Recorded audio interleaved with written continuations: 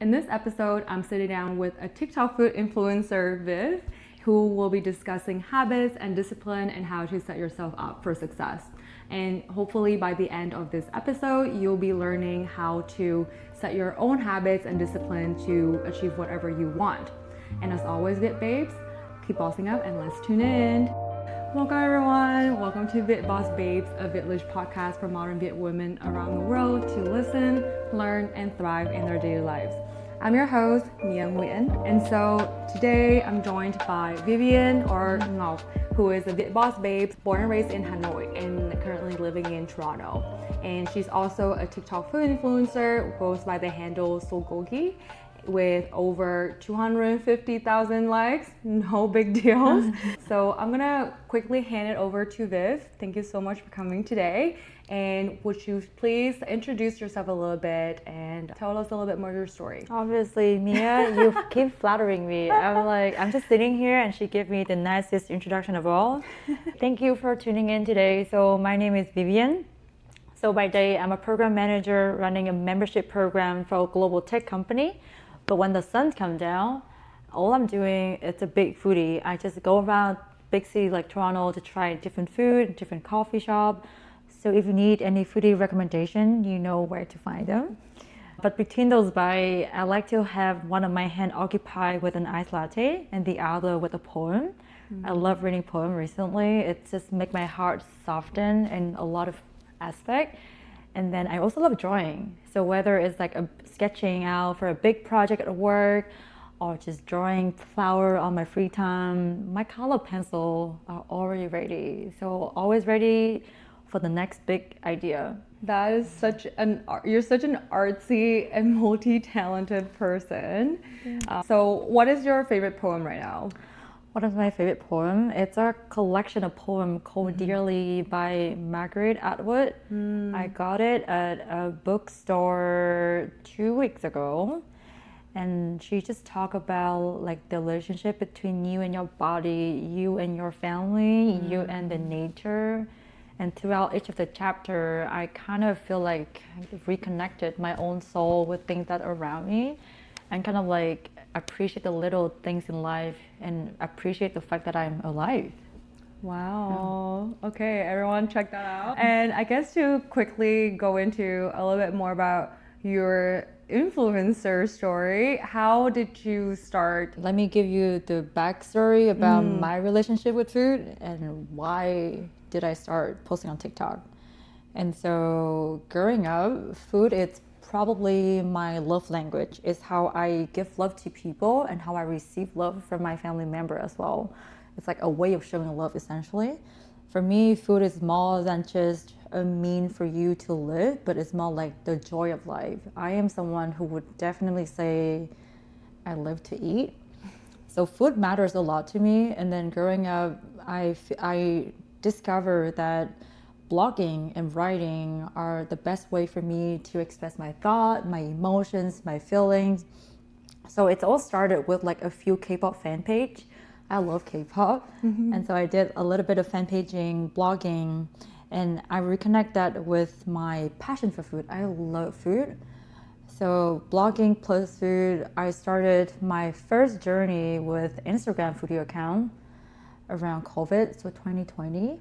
And when TikTok was introduced, I was so captivated by the concept of, me moving around the screen with the visuals and the storytelling aspect of TikTok. So that's how I incorporated all those elements. And I start my TikTok journey on March last year. So it's been a short journey. I wouldn't call myself an influencer yet, but more like a content creator who just love sharing the experience. And can you tell us a little bit more about what your Solgogi focus on? What's my account focus on? Yeah. So I am an avid coffee drinker. So that's one of the big highlights of my account. I try to find new coffee shop every single week from Google Maps. So shout out to Google. And I would set up plans with my friend to try different coffee shop, maybe 1 or 2 coffee shop around the same trip. And I would have my phones ready. So I take notes of like the coffee flavor, like can I tell what notes there are, like do I like the ambience, what's the style of this coffee shop, that kind of thing. So after those notes, I have the footage of filming, come home and edit video about coffee. So coffee is my strength. A lot of my coffee video got blew up. So definitely one of the strength. And second of all, I think I'm a savvy consumer. I love looking for food deals. So that's the second thing. Every single week, I make it as a habit, mandatory on Monday. I would post food deals around Toronto and the GTA to help everyone, including myself, kind of plan the meals for the entire week. So those are my two focus of my account. Wow. And then when did you blow up? My favorite questions. So I got really lucky with TikTok. I'm pretty sure it's pure luck. I started my account around March 27 of 2023. So that's my first Costco video. It was like a fun edit, following a trend back in the day. And then my second post, I post about coffee. I just share about my 5 favorite coffee shop in the city. I woke up the next morning and I suddenly saw on the screen I have 50,000 views. So What? that pushed me. Wait, that's crazy. Just one night. So that's my second piece of video, and because of that, I'm at a shock. I feel a bit overwhelmed at the time to like just wake up and like see 50,000 people that see my coffee post, and that's only the second videos.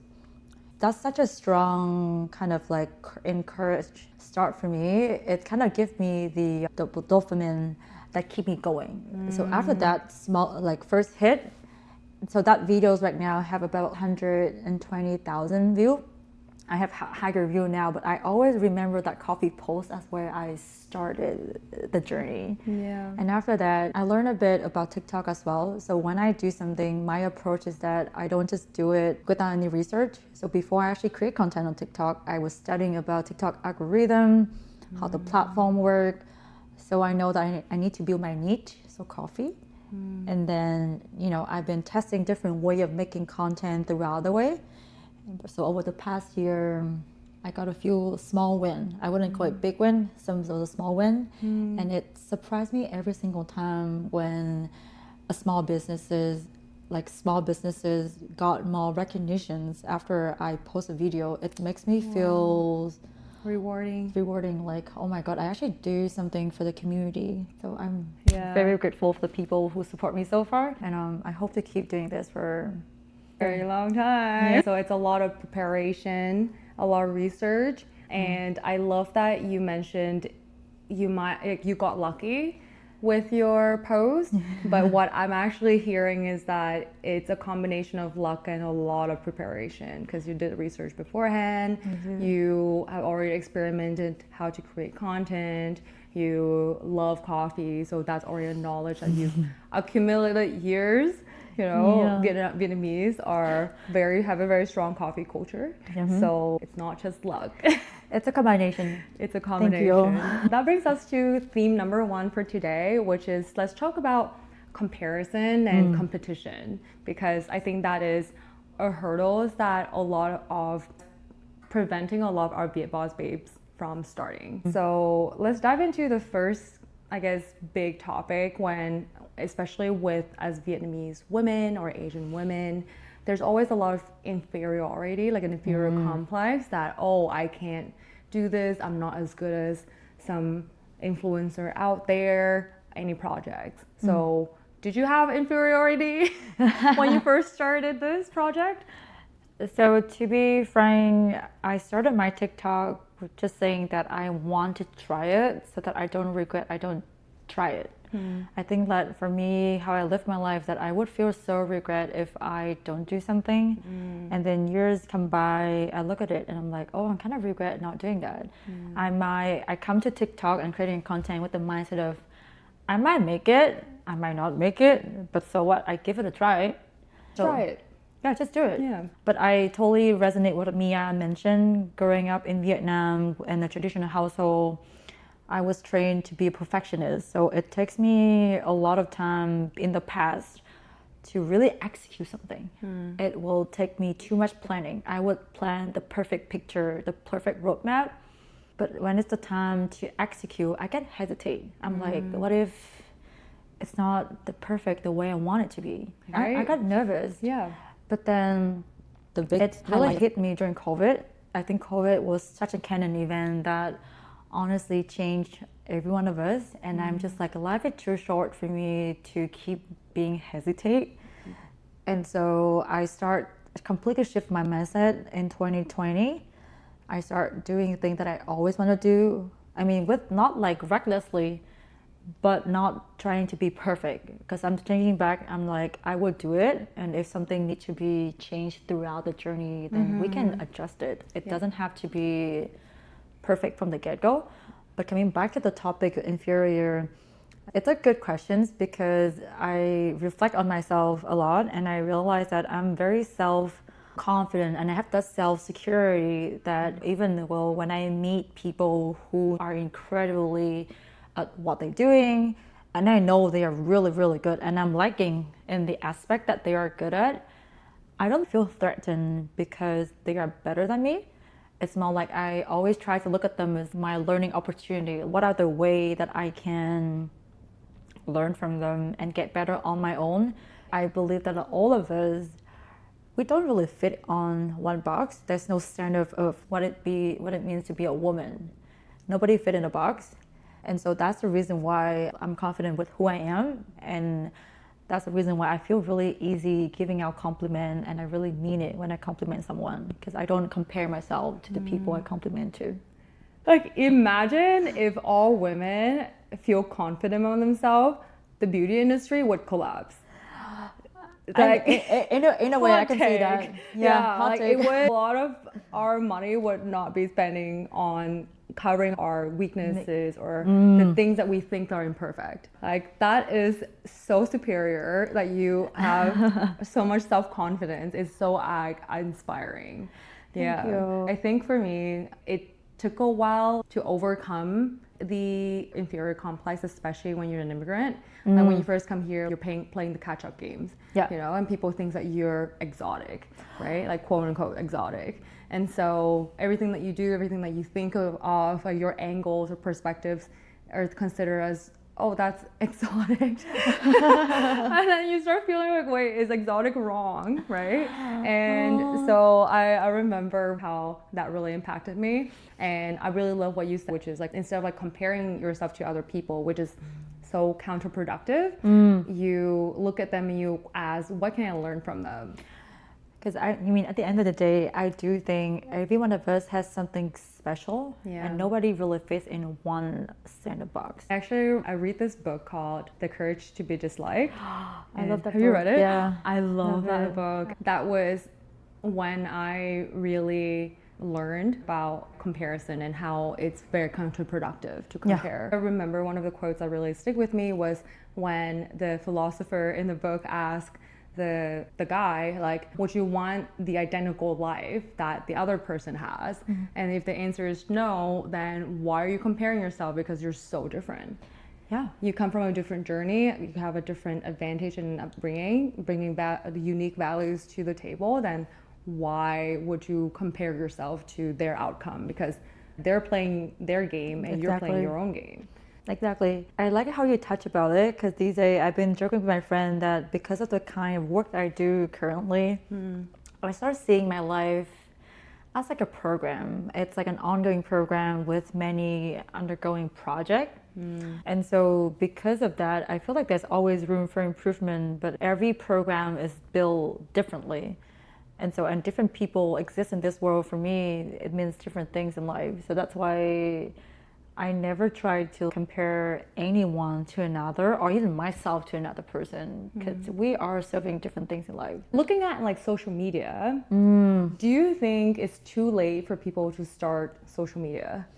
I would never say so because, you know, social media, it's a way of you expressing yourself. It's a way of you telling some kind of story to the world. I don't think there's age limit for that or there's a time deadline for that. I've seen on TikTok. So I was so lucky that I was friends with this really famous TikToker on TikTok. He was a veteran from the war back in the day and now he's just making cocktail content. And he was old. He's still old. But the way that he tells his story and like, you know, sharing his story of back in the day and now he's making cocktails, like different recipes, different music recipes and stuff like that. it's never too late. And again, coming back to the point of don't compare yourself. Like maybe people, when you see on social media, for me as well, I feel like everything looks so flashy. It looks so nice and glamour. And that's the part of social media. You put on the glam. But it's never too late for you to have a glam as well, because everyone starts from somewhere, right? And for me, I always think that social media will evolve. Like a few years ago, none of us have an idea what TikTok is. And now it's a big thing. Who knows, in the next 2 or 3 years down the line, there's another app coming up. It's never too late. It's all about the mindset that I think. Yeah. Like content creator was not a job. It's not even a job, It right? was not a job like maybe 5 years ago. Absolutely. Yeah. Maybe, I mean, obviously we have Mr. Beast, who's been in the industry for a long time. But even then, people look at them like, oh, that's an anomaly. They don't look at it as an option for them. Right? Yeah. I agree. So come back to the point conclusion. Viet Boss Babe, it's never too late to start your social media content creation journey. Moving on to the theme number 2, which is the core of this podcast, is what does it take to succeed? We know that there's a lot of advice out there that you have to post content every day. What do you think about that? There's many advice regarding social media in terms of marketing strategy, right? I make it my hobbies and my habit. I remember, I keep thinking back to myself, I started TikTok as my hobby. This is genuinely, I enjoy doing this.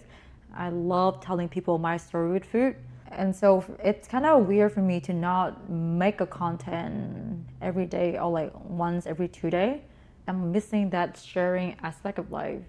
So try to take it, if it feels a little bit overwhelming to have to think of contents every day, I would advise to take a step back, reflect on why you even started your social media journey, and then we go from there. Because a lot of us, I think a lot of my TikTok friends start TikTok out of fun. We all do it because we thought it's like our hobby. We love doing this.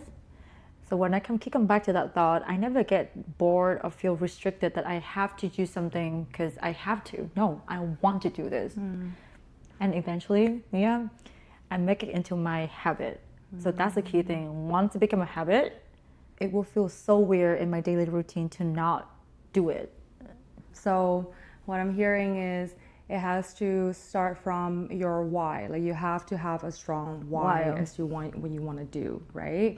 Yeah, I resonated with that a lot. I found that with motivation, it's a light match to ignite that interest or that idea, but actually to get that fire continue and consistent, then that's where the habits come in. And I find that window of inspiration, like feeling inspired, feeling motivated, can be very short. It could be a New Year resolution, right? Everyone is so hyped about New Year resolutions, and then at the end of the year, you didn't accomplish anything because you didn't lean into that energy.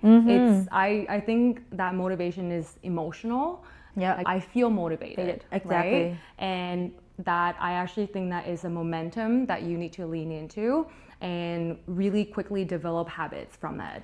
And then it becomes automatic and it feels weird not to accomplish it or to do it. Exactly. I like to think of the example of, like, you remember, like if we started on a fitness journey, let's say go to the gym as a New Year resolutions. Or run a marathon, because we're losing all our friends in our 20s to marathons this season.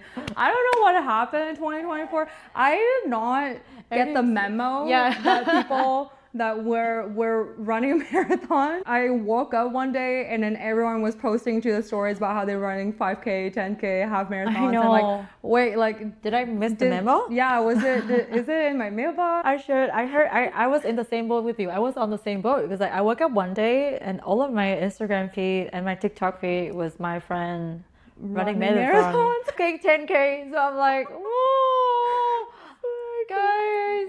But it makes sense because, you know, at the very beginning when I share, if you don't start something, how would you know if you like it or what if you're going to regret not doing it, right? Just do it. So I think that's the reason why a lot of us feel like for marathon is a challenge. It's not something that a lot of us grow up thinking of what we're going to do.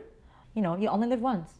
Also, the other point, which is we spend so much time deciding whether we want to do something or not. Yeah. Yeah. And then you end up just never do it because you spend a month just thinking whether you want to do it when you can just literally put your shoes on and go for a run. Yeah, just do it. Yeah. You can regret after. You can say that you hate marathon after. But if you never run a marathon, how would you know? How would you know? Like if you like it or not. Yeah. Habits, routines, that's really how you succeed. And I also find that with creating content, it can be a lonely journey. And so having friends who are doing the same thing or giving you feedback along the way or giving you a water bottle while you're running your marathon is really important, right? Like it could feel lonely if you're doing it alone. Absolutely. I think it's a hot take. It's a hot take. I don't think any of us are meant to be alone in the world. So even if you are the only content creator friend in a group, it's always so good and so relieving to have friends who support that. So let's say my girlfriend, when I hang out with them for food and they know that I love filming content, especially at the coffee shop, they never get annoyed at all. They will let me be like, oh, Viv, you should do this angle. Like, oh, I think this is a better angle. Or when I need them to like, can you cut this French toast so I can film a cutting scene? They never get annoyed by me asking that. And because of those tremendous support from the very beginning, when I start creating content, even starting Instagram, now as TikTok, I'm just so grateful to have that kind of support system. And I do think that you're right. Like it can be lonely sometimes, but your friend, they don't even need to create the content with you. But the fact that the support that they give you, it's also like an extra punch in power to kind of keep pushing you forward. Yeah. So let's lean into your hot take. So why do you think that? Why do you say it's a hot take? Because it sounds like the majority of us are operating alone. I don't think everyone else in the world will necessarily have to agree with me. But for me, I think, again, coming back to COVID, so 2020, that year itself taught me so much. And I realized that, even if you are introvert, extrovert, doesn't really matter. You still need people, that kind of human touch in your life, the compassions, the companionship, even from family as well. It doesn't have to be coworkers or like a new friend all the time. It's just people around you overall to kind of keep. For me, that's what makes human. You don't need to see your friends every single day, but you need your friend. Yeah, you do, even if they're annoying. And I also think that because as a lot of us are Vietnamese or come from collectivist culture, we were raised with so much community, right? Like almost too much. Zero personal space, and they have opinions about everything. But most of the time, you know that you have a very strong fallback system, like a safety net. Yeah. I feel like it gives you a sense of like satisfaction too, when you know like when you have a community to support or to have your back. So what do you think is your next idea for Sogogi? Where is Sogogi going? Where is Sogogi going? I do have a goal, so I want to achieve the mark of 5,000 followers before Q3 of this year, and I'm working actively towards that goal. But again, when I started TikTok, I was clear about the mindset of I don't plan to monetize my account. I don't plan to make content creation my full-time job. I really want to respect my initial wish of keeping this as my hobby, to express my emotion, express my thought, not to let money or anything material really impact how I think about certain things. And so my goal is first of all, 5,000 followers, hopefully. Go follow her. Thank you. This year, and then I hope to, honestly, Mia, it sounds a bit cheesy. I honestly just hope that I can keep discovering new coffee shop, new restaurant to share with my follower, and also to the small business. It's just make my day when I can connect the two dots together. So that's literally the goal for this year. Yeah. Thank you so much for your time today. And before we wrap up today, we have a little Vietnamese outro. So if you are listening to this podcast on Spotify, please check out our YouTube because I'll include the Viet subtitle on there. So I'm gonna switch to Vietnamese. So trước khi chúng mình kết lại cuộc trò chuyện hôm nay thì chúng mình sẽ đến với màn thả phanh. Em sẵn sàng lắm rồi nhá. Em sẵn sàng. Sẵn sàng rồi. Sẵn sàng. Okay, so basically là chị sẽ đặt ra 3 câu hỏi và Vi sẽ phải trả lời chớp nhoáng, coi như không được chần chừ. Không được chần chừ. Thì sẵn sàng chưa? Em sẵn sàng rồi. Ok, câu hỏi thứ nhất. Một sai lầm trong cuộc sống của Vip mà đã giúp Vip học được rất nhiều bài học. Bài học em nghĩ là cái sai lầm lớn nhất của em khi mà được nuôi dạy ở một gia đình ở Việt Nam là em không tôn trọng cảm xúc của bản thân mình. Và đấy là sai lầm mà chả dám mong việc là trong suốt cái khoảng thời gian từ năm lúc mà đi du học ở Canada đến tận bây giờ, em luôn luôn cảm thấy là by the end of the day khi mà quay về nhà bị burnout một cách, bởi vì em không tôn trọng suy nghĩ của mình, em không ưu tiên bản thân mình, em không tôn trọng cái emotional need của mình, mà em rất hay nghe xem mọi người muốn gì. Bởi vì theo một cách em được nuôi dạy thì là everything, là nếu mà em có suy nghĩ khác biệt với mọi người là em ích kỷ. So, đúng là kiểu người Việt, đúng gia đình Việt Nam là nếu như mà không nghĩ theo số đông là sẽ là ích kỷ và sẽ là dị. Mình không vì mọi người mà làm. Và khi mà đi làm về nhà cũng thế, em có một khoảng thời gian mà em cảm thấy bực bội trong người mà kiểu không thể giải tỏa ra ngoài được. Không có một thứ gì như kiểu là kể cả đi tập gym hay nói chuyện với bạn hay là đi therapy không thể nào giúp em fulfill cái emotional need, bởi vì em không tôn trọng bản thân mình ngay từ đầu tiên. So bắt đầu từ khoảng đầu năm ngoái, khi mà chuẩn bị sinh nhật 24 tuổi, em bắt đầu hết cái suy nghĩ đấy, nó tự nhiên nó đến với mình thôi, là mình chỉ sống được một lần trong đời, em không biết là lần sau mình có làm được người hay không nữa. Tại sao mình luôn luôn belittle cái cảm xúc của mình và kiểu nó ban bản thân mình, vì dập nó lại xuống. Cho nên là bắt đầu từ đầu năm ngoái đến bây giờ em đã học được cách là nói dạy em rằng là khi mà em tôn trọng cái cảm xúc của mình, tôn trọng suy nghĩ của mình thì mọi người xung quanh cũng tôn trọng em rất nhiều hơn, rất là nhiều. Em cảm nhận được điều đấy và nó cũng làm cho chất lượng cuộc sống của em đi lên nữa. Mình tôn trọng cái nhu cầu cảm xúc của mình nhiều hơn. Rất là quan trọng. Tại vì là nghĩ là cái trong gia đình người Việt của mình là văn hóa về ưu tiên cái tôi nó mới. Nó khá là mới. Em biết là văn hóa người Việt thì là cái sự hy sinh trong gia đình là một nét tính, em nghĩ nó đẹp, một nét đẹp của văn hóa Việt. Một nét rất là đẹp khi mà trong gia đình mình gặp khó khăn thì mình sẽ hỗ trợ lẫn nhau, mình có thể hy sinh một chút để giúp. At the same time, nếu mà cái again like habit, belittle, cái wash it away. Đấy là cái sai lầm mà em học được trong cái thời điểm mà từ năm 18 đến đến đầu năm ngoái thì là nó hit em so hard. Gotta change it. Ok, câu hỏi số 2 nhá, là slogan trong cuộc sống của Vip là gì? Coming back to that first question too, thì cái slogan của em, cuộc sống này em sẽ copy Nike là just do it. Cứ làm thôi. Giống như chị mình nói trong suốt cuộc nói chuyện vừa rồi, sinh ra và lớn lên ở Việt Nam, mình được dạy là mình phải plan một chút.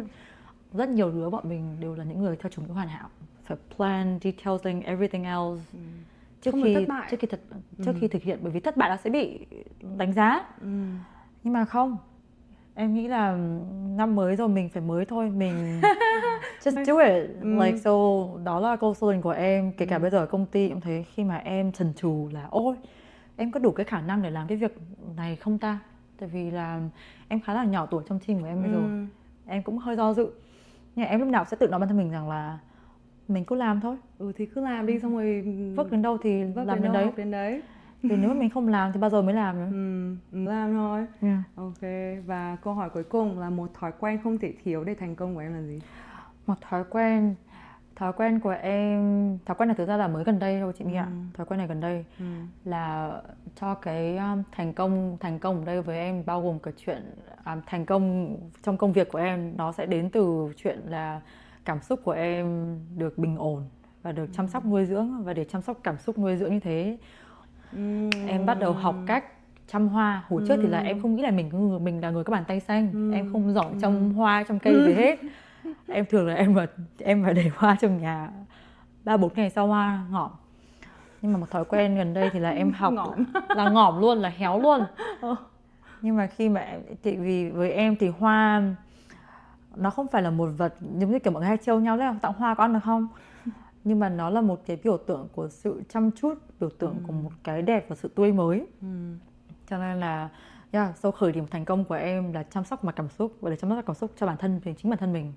Thì cuối tuần nào em cũng đặt thói quen là em cũng sẽ đi chợ ra, ví dụ như Sunlight Market hoặc là một cái Blur Fruit Market around Blur, local small business. Just get myself a fresh bouquet of flower and it's cheap. Bởi vì là em nghĩ là ở Canada thì mọi người rất hay bảo nhau là ôi hoa đắt mà. Nhưng mà không, thực ra là nếu mà đi những cái market nhỏ của những cái farmer hay là small family businesses thì hoa thực ra với em còn rẻ hơn cà phê nữa. Em hoa có mỗi $6 không có thuế. Theo tuần nào em cũng sẽ chăm chút hoa, em cũng học cách chăm sóc hoa. Thì là suốt 1 tháng vừa rồi em brag với tất cả mọi người xung quanh là hoa tulip. Em baby hoa tulip của em như là một em bé. Và hoa tulip của em last giờ gần 2 tuần lận ở trong nhà, điều kiện trong nhà. Em học cách chăm chút cây cỏ thì em cảm giác là khi mà em ngủ dậy buổi sáng, nó cho mình một thói quen là ôi phải ngủ dậy đúng giờ để chăm hoa, xong rồi mình sẽ rest hoa mỗi tuần. Because like em cảm giác khi mà em đã set cái tôn là mình sẽ chăm hoa mỗi ngày và nhìn thấy bông hoa xinh đẹp hàng ngày, thì khi mà em đi làm em không bị ảnh hưởng bởi những cái áp lực công việc. At the end of the day nó là chăm chút bản thân mình, chăm chút những gì mà mình mong muốn. Okay, so thank you so much for today. Thank you, How Vivian. can the audience support you? So tune in for me, Viet Boss Babe, please. I think that's the biggest way of supporting it. Thank you. And then, I wish everyone a happy week. And if you need recommendation for a food and restaurant, you know where to find me. Sokogi on TikTok. Sokogi on TikTok.